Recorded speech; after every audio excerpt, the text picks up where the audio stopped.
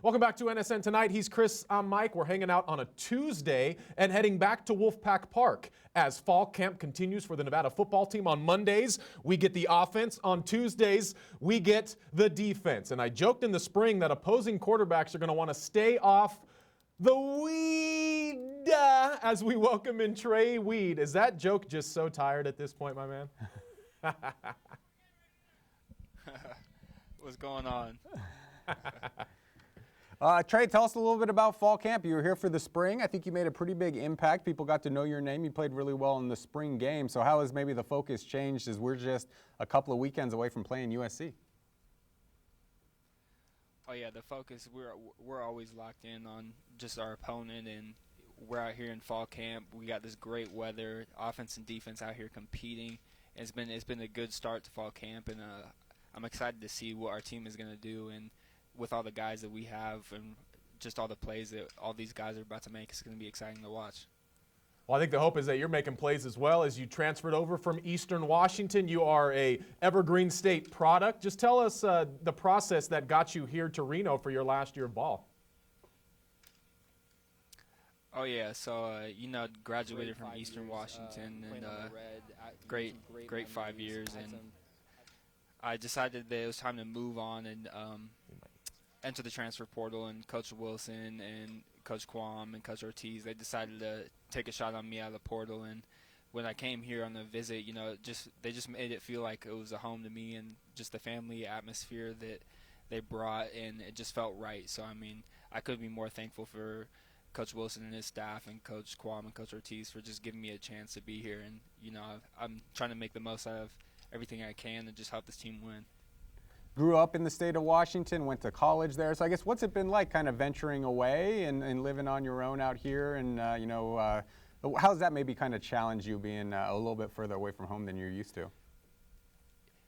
Yeah, so obviously it's my first time out of the state of Washington, just being in Eastern Washington the last 5 years. And it hasn't really been too much of a challenge, just being in a whole different state. I mean, just because of the guys here, they just make it feel like home, honestly. And they just took me in and like a brother, and it's just been a very smooth and easy transition.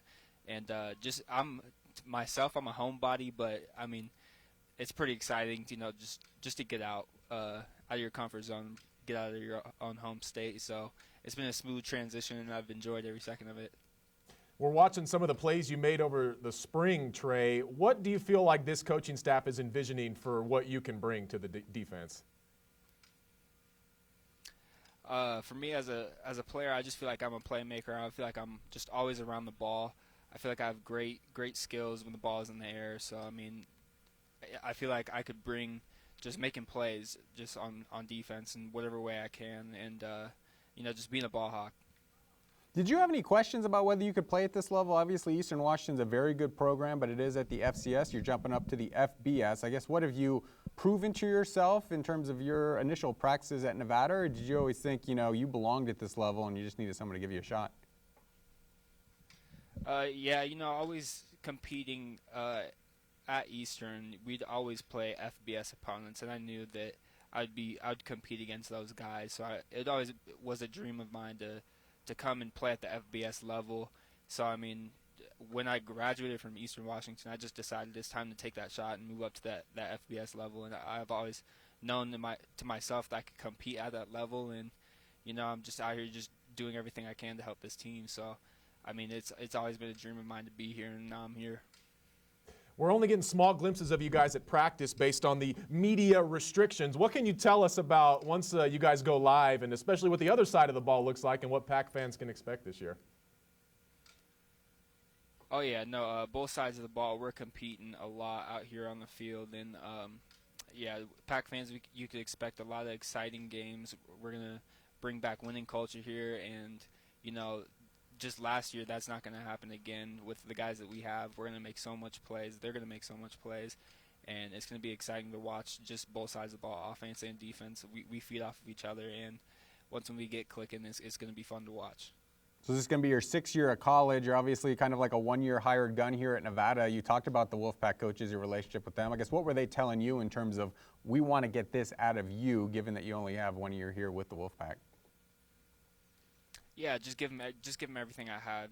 This is my last year. We have to make it count, and just for me, I just wanted to come in here and help this team in whatever way I can, and just help this team winning and just playing either whatever position that is, either nickel or safety. I'm willing to play, and it's just been great so far.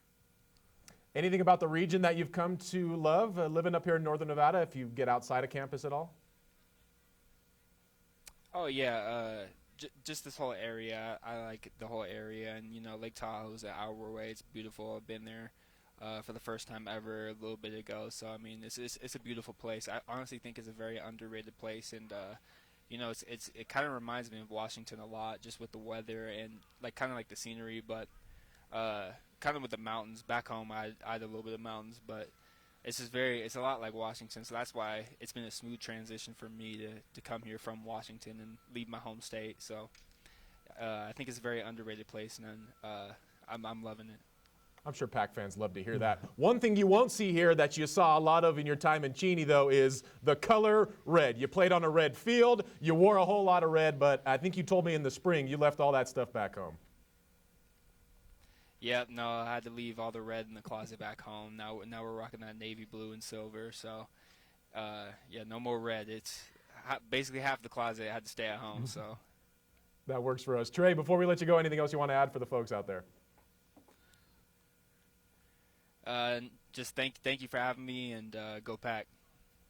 Well put. Thanks so much for joining the show. It is Tre Weed. I have a feeling he's going to grow on Wolfpack fans. Yeah, I think he's going to play a big role for Nevada. Bing. Yeah, you got your jokes. In terms of actually on the field, I do think he's going to be an instant starter. Yeah. I think he's going to play a lot of snaps, and I think that secondary, which has some question marks at safety, is really going to need a veteran presence like himself. So excited to see how everything turns out for him in his 1 year at Nevada. I'm stopping with the weed joke, so that one fell kind of flat. All right, coming up next year on NSN Tonight, we're diving into Chris Murray's mailbag. That's right after this.